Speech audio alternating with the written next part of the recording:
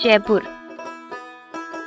वैसे तो ये शहर बहुत से चीजों के लिए प्रसिद्ध है, लेकिन सबसे ज्यादा ये अपने ऐतिहासिक मंदिरों के लिए जाना जाता है और इसलिए इस शहर को छोटी काशी भी कहा जाता है।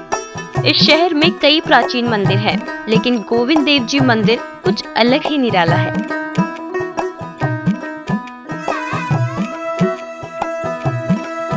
जयपुर के परकोटा इलाके के सिटी पैलेस परिसर में स्थित गोविंद देव जी मंदिर 1590 में जयपुर के राजा जय सिंह द्वारा बनाया गया था और यहाँ हर रोज हजारों भक्त गोविंद देव जी की एक झलक देखने के लिए पहुँचते हैं। तो चलिए आज आपको भी कराते हैं इस भव्य मंदिर के दर्शन।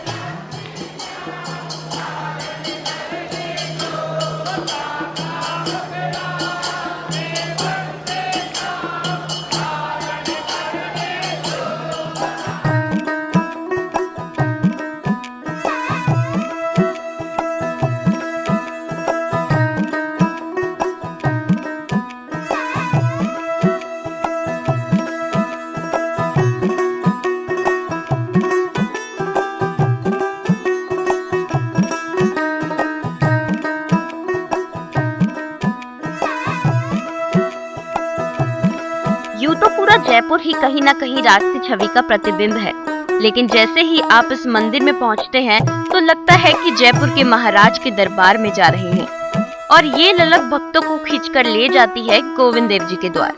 साथ ही मंदिर में प्रवेश करते ही एक ओर भक्तों की लंबी कतार तो दूसरी ओर हरि नाम भजन की धुन जैसे ही बजती है, वैसे ही भक्त अपने ही स्थान पर झूमने को मजबूर हो जाते हैं।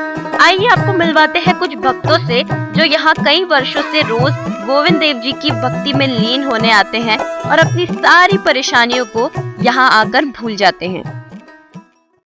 आंटी जी, आपका नाम क्या है? मेरा नाम है राधा शर्मा। मैं कहाँ रहती है? नायल हाउस मोतीगिरी रोड पे लड्डू वाली बगीची में रहती है और वहाँ से रोज आती है? डेली आती हूँ। डेली सुबह की झांकी में? आरती में तो मंगला में तो 4 बजे में। और अभी सुबह की झांकी में आती अभी धूप आती है। एकादशी को। आंटी जी, आप उस मंदिर में आते हुए कितने साल हो गए? मेरे को मंदिर में आते हुए 10-11 साल हो गए और मेरे को यहाँ आने के बाद इतनी साधना मिलती है, इतनी तसल्ली मिलती है कि मैं बता नहीं सकती हूँ।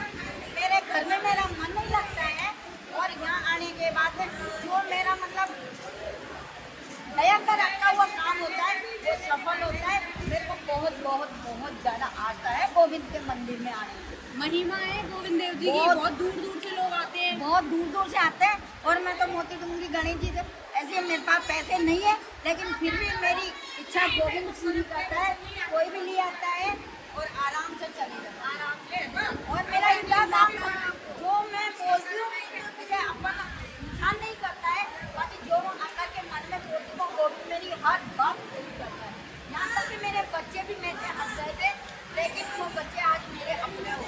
गोविंद है ना आपके ऊपर, उनका हाथ है, आपका ये दिक्कत मेरे को कोई टेंशन ही नहीं। अब तो उनके नहा धो के मेरा काम करके मैं आ लेती हूँ और मेरे को गोविंद इतना अच्छा करता है, जैसे छोटे बच्चे को संभालना है ऐसे गोविंद संभालता है। सभी बहुत आस्था है, बहुत आस्था है। Thank you so much. बोलो राधे राधे राधे राधे राधे। आपका नाम? मेरा नाम है राजेश खंडेलवाल। आप कब से आ रहे हैं गोविंद देव जी के मंदिर में दर्शन करने? मैं आ रहा हूँ करीब मेरे को 30 से 32 साल हो। गोविंद बुलाता है, मैं नहीं आता। गोविंद की उनकी कृपा है, की कृपा होती है, जब भी कोई आ पाते हैं।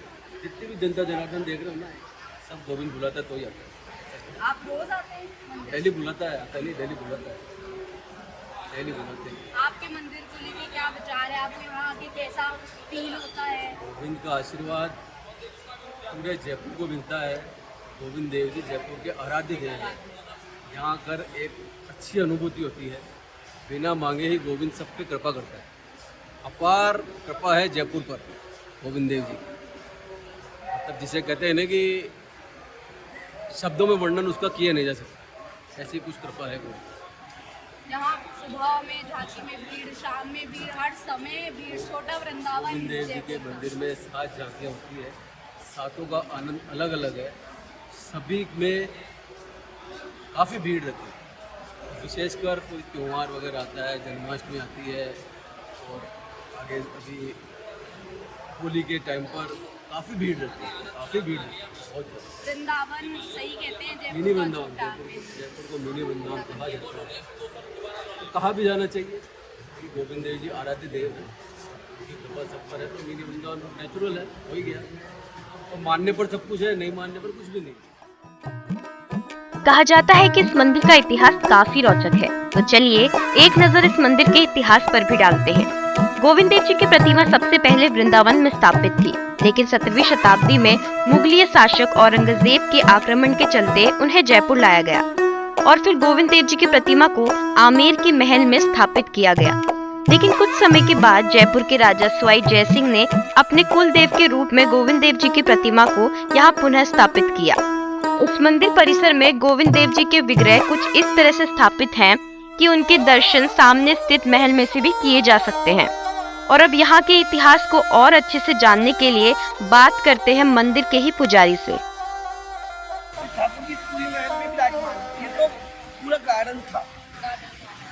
यही चीज छोटा सा ये मतलब महल पुराना ये अंदर, बाद में निर्माण होता रहा, निर्माण होते रहे, कार्य करते रहे। ठाकुर जी पूरी महल में, ये रानी का कक्ष था।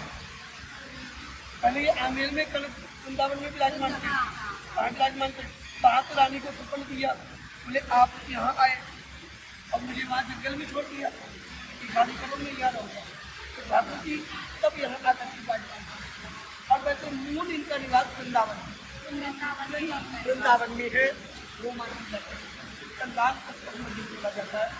और ये निर्माण भगवान द्वारकाधीश के पौत्र वज्रनाभ ने करवाया। मंदिर का निर्माण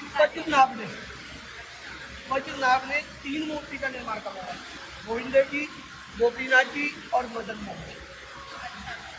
जब तीनों ठाकुर जी क्यों स्थित है, ये मुखारविंद, गोविंद का मुखारविंद, गोपीनाथ जी का हृदय और मदन मोहन जी के चरणों के दर्शन।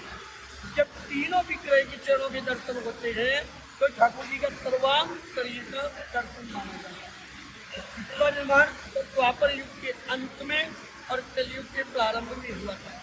तो वज्रनाभ ने अपनी दादी से पूछा था कि द्वारकाधीश दिखने में कैसे लगते थे।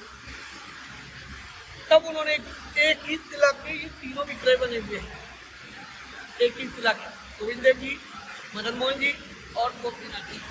तो दोनों तो तीन विग्रह जयपुर में है, गोविंद देव जी और गोपीनाथ जी। तो वज्रनाभ के कहने पर उनकी दादी जैसे अकल बताती गई, वज्रनाभ को ऐसे ही मूर्ति का निर्माण करते रहे। जब मूर्ति बन करके तैयार हुआ तो दादी से पूछे क्या द्वारकाधीश ऐसे लगते थे? बोले नहीं, केवल मुख मिलता है फेस, बाकी और कुछ नहीं मिलता। तो दोबारा निर्माण किया गया, दादी से कहा बोलो आप कैसे दिखते, ऐसे लगते थे? बोले कुछ नहीं मिला, केवल हृदय मिलता, केवल हृदय। अच्छा, फिर तीसरी बार करवाया गया, बोले अब क्या मिला, ऐसे दिखते थे? बोले कुछ नहीं मिला, केवल चरण मिलते हैं। तो कहा गया है कि एक ही दिन में तीनों विग्रह के जब दर्शन होते, गोविंद का मुखारविंद, गोपीनाथ जी के हृदय, मदन मोहन जी के चरण, जो आज पहले यहीं थे, बाद में करौली राजघराने में चले गए, वहाँ विराजमान है। तो भगवान गोविंद जो है वो मुखारविंद के लिए प्रसिद्ध है, गोपीनाथ जी हृदय के लिए है, मदन मोहन जी चरणों के लिए प्रसिद्ध है। तीनों विग्रह का जब दर्शन होता है तो हमारे द्वारकाधीश जी का पूरा दर्शन तरीका माना जाता है। अब जयपुर आने का मुख्य कारण ये था कि मुगलों का शासन था, उस समय देवालयों को तोड़े जा रहे थे। राजा मानसिंह गोविंद के परम भक्त वृंदावन जाकर के दर्शन करते थे, तो इन्होंने जयपुर में आश्रय किए। तो इन्होंने यहाँ आश्रय जाकर के दिए। तो सबसे पहले ये कामा में रहे, कामा के बाद दोपारा, दोपारा के बाद ये यहाँ आए कनक वृंदावन, कनक वृंदावन से ये जयपुर। और इसको प्राकट करता है श्री रूप गोस्वामी जी महाराज, जो चैतन्य महाप्रभु के सबसे बड़े प्रिय शिष्य थे। उन्होंने आदेश किया था कि वृंदावन को खोज करके भगवान के श्री विग्रह। गोविंद देव जी मंदिर में पूरे दिन में 7 आरतियां होती है और हर आरती का एक अलग ही आनंद है।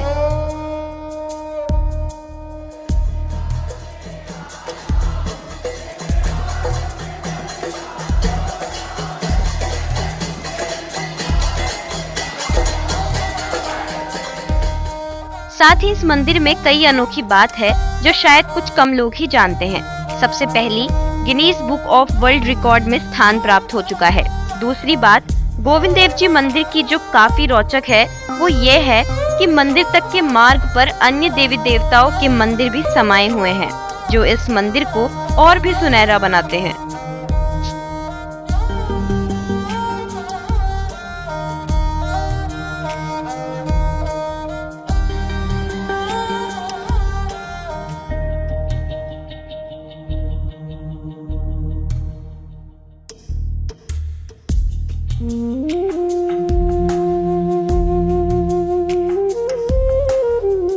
यहाँ एक ऐसा कुआं स्थापित है जिसका जल पीकर मन तो तृप्त होता ही है, बल्कि इस जल के कई फायदे भी हैं।